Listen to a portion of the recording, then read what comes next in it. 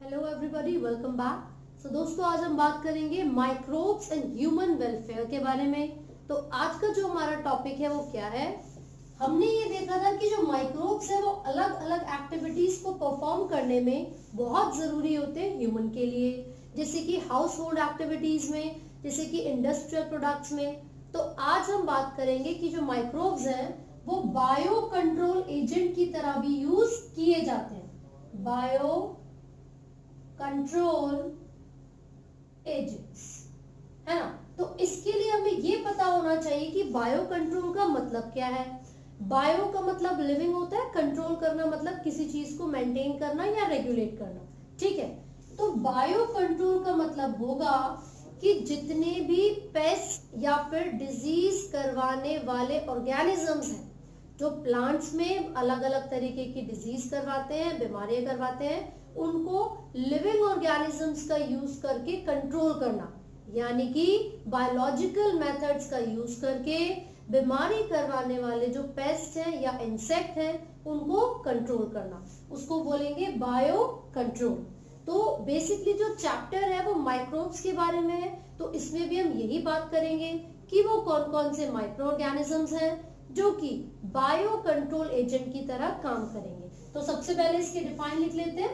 Bio control refers to the use of biological methods. It refers to the use of biological methods to control plant disease and pest. ठीक है, तो bio control का मतलब हमें पता चल गया है ना। तो इनके एजेंट्स कौन से होंगे? कुछ माइक्रोब्स होंगे, ठीक है। तो उसके एग्जांपल भी हम डिस्कस करेंगे। एक नाम मैं आपको पहले ही बता देती हूँ, विच इज बैसिलस thuringiensis। वो एक बैक्टीरिया है जिसको हम कॉमनली बीटी भी बोल देते हैं, बीटी यानी कि बैसिलस thuringiensis, ठीक है। अभी इसको हम डिटेल में पढ़ेंगे, लेकिन दो चीजें हमें यहाँ पर जाननी है। एक टर्म होती है जिसको हम कहते हैं कन्वेंशनल मेथड, जो कि प्लांट्स के रिगार्डिंग में हम यूज करते हैं, और एक होती है ऑर्गेनिक फार्मिंग, है ना। तो दो टर्म्स मैंने यहाँ पर यूज की है। एक है ऑर्गेनिक फार्मिंग। ऑर्गेनिक फार्मिंग का मतलब क्या होगा?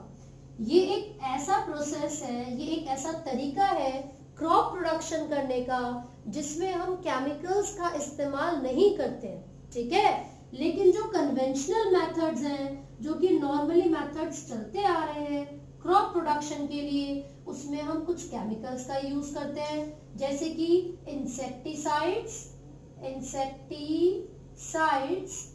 एंड पेस्टिसाइड्स, है ना, पेस्टिसाइड्स। लेकिन ऑर्गेनिक फार्मिंग में हम किसी भी इंसेक्टिसाइड या फिर पेस्टिसाइड का इस्तेमाल नहीं करते। तो इसमें हमने लिख लिया है नो केमिकल्स आर यूज्ड। ये डिफरेंस हमें पता चल गया। तो विच वन इज बेटर?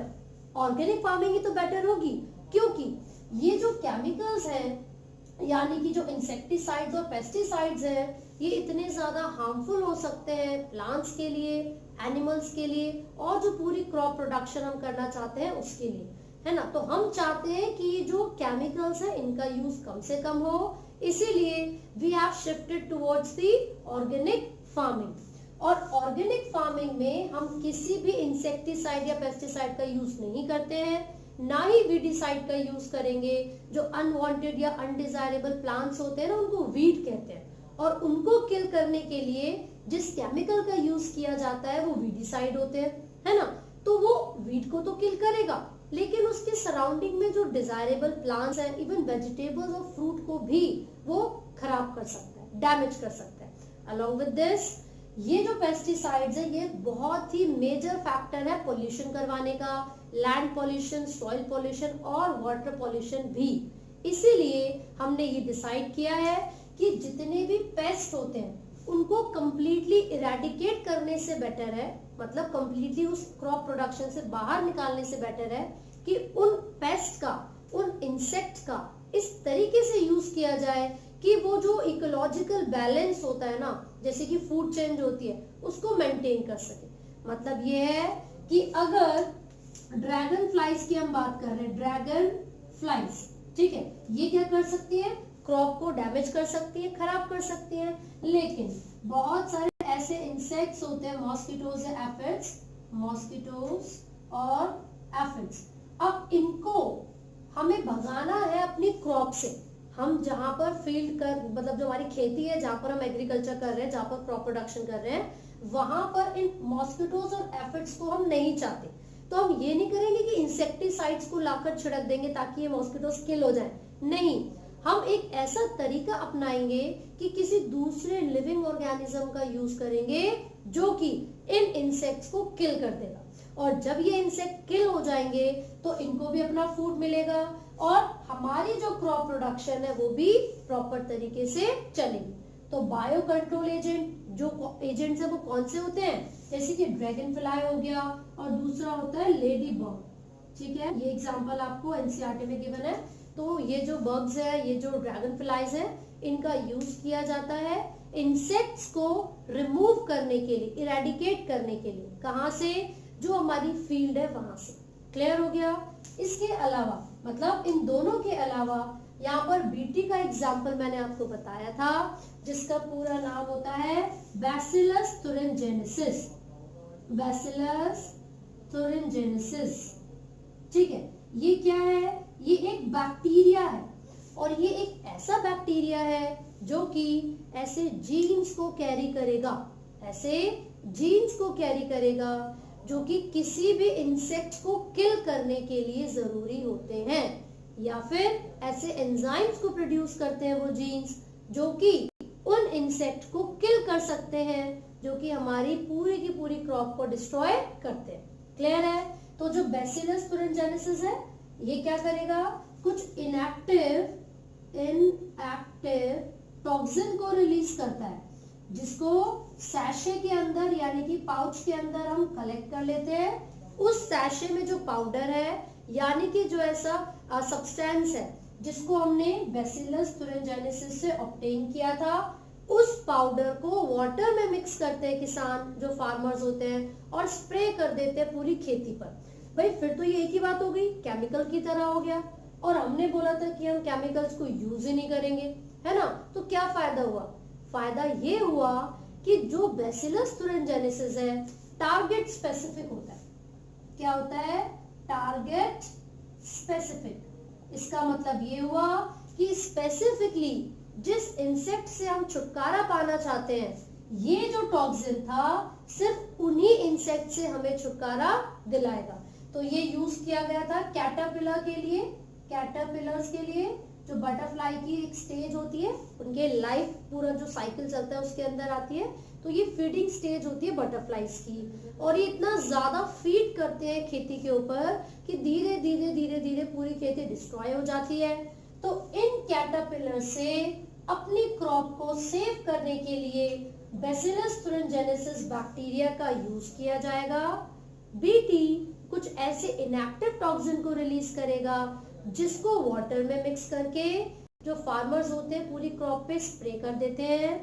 इससे क्या होगा, जब कैटरपिलर्स उसको खाने की कोशिश करेंगे, पत्ती को, लीफ को, जिसके ऊपर हमने इस इनएक्टिव प्रोटीन को, टॉक्सिन को स्प्रे किया हुआ है, तो वो इनएक्टिव प्रोटीन इस कैटरपिलर की बॉडी के अंदर जाएगा, और जैसे ही वो उनके गट में एंट्री लेता है, जैसे ही ये इनएक्टिव टॉक्सिन, जिसको प्रोटॉक्सिन भी कहते हैं, वो कैटरपिलर के यानी कि इंसेक्ट के गट में जाता है, वो एक्टिव हो जाता है। अब ऐसा क्यों हो रहा है, क्योंकि इंसेक्ट के गट में एल्कलाइन मीडियम होता है, एल्कलाइन मीडियम होगा, एंड यही वो मीडियम है जिसके अंदर ये प्रोटॉक्सिन एक्टिव हो जाता है। एज अ रिजल्ट इंसेक्ट के गट में जो लाइनिंग थी, जो एपिथेलियल सेल्स थे, वो क्या हो जाते हैं, डैमेज हो जाते हैं, उसमें पोर यानी कि छेद होना शुरू हो जाएगा, सारे सेल्स की लाइसिस हो जाएगी यानी कि ब्रेकडाउन। एज अ रिजल्ट ये जो कैटरपिलर है इसकी डेथ हो जाएगी। तो इस तरीके से हमने देखा कि हमने टारगेट स्पेसिफिक केमिकल्स का इस्तेमाल किया है। हम इसको केमिकल इस तरीके से नहीं बोल रहे कि वो पेस्टिसाइड है या फिर इंसेक्टिसाइड है, बेसिकली वो टारगेट स्पेसिफिक है, तो वो किसी भी दूसरे एनिमल को, किसी भी दूसरे प्लांट को, या फिर जो हमारी फ्रूट्स और वेजिटेबल्स हैं उनको नुकसान नहीं पहुंचाता। इसीलिए ये एक बहुत ही अच्छा स्टेप था इस पूरे प्लांट की यानी कि जो क्रॉप की प्रोडक्शन है उसको इंक्रीज करने में, बिना किसी पेस्टिसाइड या फिर किसी हार्मफुल केमिकल का इस्तेमाल किए हो। ठीक है ना। तो इनका यूज कर करके हमने बहुत सारे प्लांट्स बनाए हैं जिसको BT cotton, BT soybean etcetera, BT brinjal, है ना। तो ये सब नाम आपको याद रखने हैं। इन सभी के अंदर हमने बैसिलस thuringiensis को यूज किया था। क्वेश्चन ये भी पूछ रहे थे क्या जरूरत है, क्यों यूज किया, क्योंकि हम प्लांट्स को डिजीज रेजिस्टेंट बनाना चाहते हैं, साथ ही साथ उनको कीड़े मकोड़ों से बचाना चाहते हैं, इंसेक्ट और पेस्ट से सेव करना चाहते हैं। तो ये हमने बैसिलस thuringiensis के बारे में पढ़ लिया। इसके अलावा भी बहुत सारे ऐसी स्पीशीज आप पढ़ोगे जो कि बायो कंट्रोल एजेंट की तरह यूज की जाती हैं। जैसे कि एक एग्जाम्पल आपको दिया हुआ है ट्राइकोडर्मा का, और उसके अलावा एक एग्जाम्पल है न्यूक्लियोपॉलीहेड्रोवायरस। मैं लिख लेती हूँ, ट्राइकोडर्मा एंड न्यूक्लियोपॉलीहेड्रोवायरस। ठीक है, ट्राइकोडर्मा ये जो सॉइल बॉर्न यानी कि सॉइल में पैदा होने वाले जो बाकी पैथोजेंस होते हैं ना, उनके अगेंस्ट काम करेंगे और प्लांट्स के अंदर जो बीमारियां होती हैं कीड़े से या इंसेक्ट जो पेस्ट है उनसे, उससे बचाते हैं, है ना। और हमने दूसरा नाम बोला न्यूक्लियोपॉलीहेड्रोवायरस। ठीक है, अब ये क्या है, यहाँ पर हमने 2-3 टर्म्स के बारे में बात की है। तो एक टर्म मैंने अभी लिखी है ट्राइकोडर्मा और दूसरी मैंने लिखी है न्यूक्लियोपॉलीहेड्रोवायरस। ये क्या है, ये बैक्यूलोवायरस का जीनस है, बैक्यूलोवायरस का जीनस है। And this is used as a bio control agent जो कि IPM यानी कि integrated pest management, integrated pest management में यूज किए जाते हैं। इंटीग्रेटेड का मतलब क्या है, जब हम एक साथ लार्ज स्केल पर काफी ज्यादा क्रॉप की प्रोडक्शन करेंगे तो अलग अलग तरीके के इंसेक्ट्स वहां पर अवेलेबल होते हैं, उनसे अपनी खेती को बचाने के लिए किसी दूसरे इंसेक्ट का यूज किया जाएगा। और इसी प्रोसेस को जो पेस्ट की मैनेजमेंट की जाती है ना, उसको IPM बोलते हैं। ये पूरा प्रोग्राम है, इंटीग्रेटेड पेस्ट मैनेजमेंट प्रोग्राम। ठीक है, और BT के अलावा 2 एग्जांपल्स हमने पढ़े हैं, एक है ट्राइकोडर्मा, फंगस होगी, and another one is baculovirus. आपसे पूछा जाता है बैक्यूलोवायरस का जीनस क्या है, तो आप बताओगे न्यूक्लियोपॉलीहेड्रोवायरस। ठीक है, so this is all about the microbes as bio control agent. So I hope आपको ये समझ में आया है। इन केस आपको कोई भी डाउट है तो आप कमेंट कर सकते हैं, and do not forget to like, share and subscribe. Thank you.